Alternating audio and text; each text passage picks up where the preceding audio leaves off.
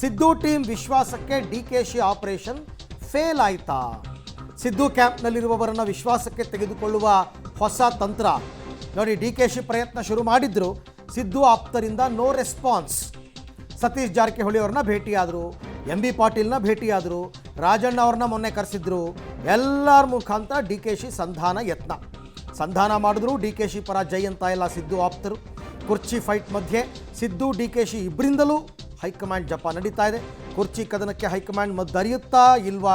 ಮಲ್ಲಿಕಾರ್ಜುನ್ ಖರ್ಗೆ ಅವರ ಹೇಳಿಕೆಯಿಂದ ಈಗ ಆ ಅನುಮಾನ ಕೂಡ ಶುರುವಾಗಿದೆ. ಅಂದರೆ ಹೈಕಮಾಂಡ್ ಕೈ ತೊಳ್ಕೊಂಡು ನೀವೇ ಬಗೆಹರಿಸ್ಕೊಳ್ರಪ್ಪ ಅಂದ್ಬಿಟ್ರೆ ಅಲ್ಲಿಗೆ ಸಿದ್ದರಾಮಯ್ಯ ಸೇಫ್ ಆಗಿಬಿಡ್ತಾರೆ. DK ಶಿವಕುಮಾರ್ಗೆ ಇರೋ ಕೊನೆಯ ಹೋಪ್ ಏನಂದರೆ ರಾಹುಲ್ ಗಾಂಧಿ, ಪ್ರಿಯಾಂಕಾ ವಾದ್ರಾ ನನ್ನ ಪರವಾಗಿ ನಿಲ್ತಾರೆ ಅಂತ. ಹಾಗಾಗಿ ಆ ಪ್ರಯತ್ನಗಳನ್ನು ಅವರು ಮುಂದುವರಿಸಿದಿರೋದ್ರಲ್ಲಿ ಸಿದ್ದರಾಮಯ್ಯನವರ ಆಪ್ತರನ್ನು ವಿಶ್ವಾಸಕ್ಕೆ ತಳೆಯೋದ್ರಲ್ಲಿ ಫೇಲ್ ಆದರು ಅಂತ ಅನ್ನಿಸ್ತಾ ಇದೆ. ಈ ಬಗ್ಗೆ ಮತ್ತಷ್ಟು ಮಾಹಿತಿ ನನ್ನ ಕೊಲೀಗ್ ಶ್ರೀನಿವಾಸ್ ಅವರಿಂದ ಪಡ್ಕೊಳ್ಳೋಣ. ಶ್ರೀನಿವಾಸ್, DK ಶಿವಕುಮಾರ್ ಅವರ ಪ್ರಯತ್ನ ನಿರಂತರವಾಗಿ ಬೇರೆ ಬೇರೆ ರೀತಿಯಲ್ಲಿ ನಡೀತಾನೆ ಇದೆ. ಅದರಲ್ಲಿ ಒಂದು ಸಿದ್ದು ಬಣದವರನ್ನ ವಿಶ್ವಾಸಕ್ಕೆ ತಗೊಳ್ಳೋದು. ಆ ವಿಚಾರದಲ್ಲಿ ಇವರು ಫೇಲ್ ಆದರೂ ಅನ್ನೋದೇ ಆದರೆ ಯಾಕೆ ಅಂತ? ಅರವಿಂದ್, ಒಂದು DK ಶಿವಕುಮಾರ್ ಅವರು ಒಂದು ಹೈಕಮಾಂಡ್ ಮಟ್ಟದಲ್ಲಿ ಪ್ರಯತ್ನವನ್ನ ಸತತವಾಗಿ ಮಾಡ್ತಿದ್ದಾರೆ. ಎರಡನೇದು ಸಿದ್ದು ಬೆಂಬಲಿಗರನ್ನ ತಮ್ಮ ಪರವಾಗಿ ಒಲಿಸಿಕೊಳ್ಳುವಂತಹ ತಂತ್ರಗಾರಿಕೆಗಳನ್ನು ಕೂಡ ಮಾಡ್ತಿದ್ದಾರೆ.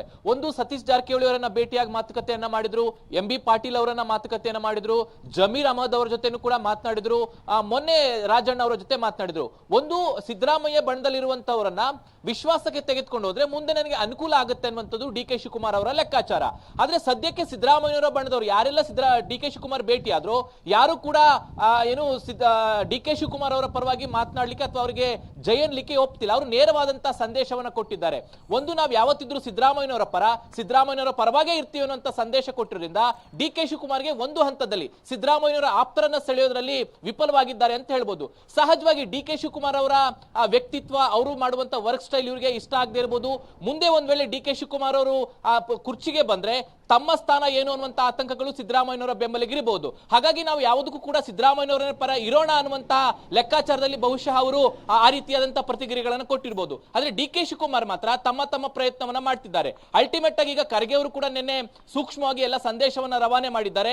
ಹೀಗಾಗಿ ಹೈಕಮಾಂಡ್ ಮಧ್ಯ ಪ್ರವೇಶ ಮಾಡದ ಹೊರತು ಈ ಗೊಂದಲಗಳು ಇತ್ಯರ್ಥ ಆಗೋದಿಲ್ಲ. ಹಾಗಾಗಿ ಹೈಕಮಾಂಡ್ ಯಾವಾಗ ಮಧ್ಯ ಪ್ರವೇಶ ಮಾಡಿ ಗೊಂದಲಗಳಿಗೆ ಇತ್ಯರ್ಥ ಮಾಡುತ್ತೆ ಅನ್ನುವಂಥದ್ದು ಕಾದು ನೋಡಬೇಕು. ಆದ್ರೆ DK ಶಿವಕುಮಾರ್ ಮಾತ್ರ ಹೈಕಮಾಂಡ್ ಲೆವೆಲ್ ಅಲ್ಲಿ ಜೊತೆಗೆ ಸಿದ್ದು ಆಪ್ತರನ್ನ ಮನವೊಲಿಸುವಂತ ಪ್ರಯತ್ನವನ್ನ ನಿರಂತರವಾಗಿ ಮಾಡ್ತಿದ್ದಾರೆ ಅಂತ ಹೇಳ್ಬೋದು.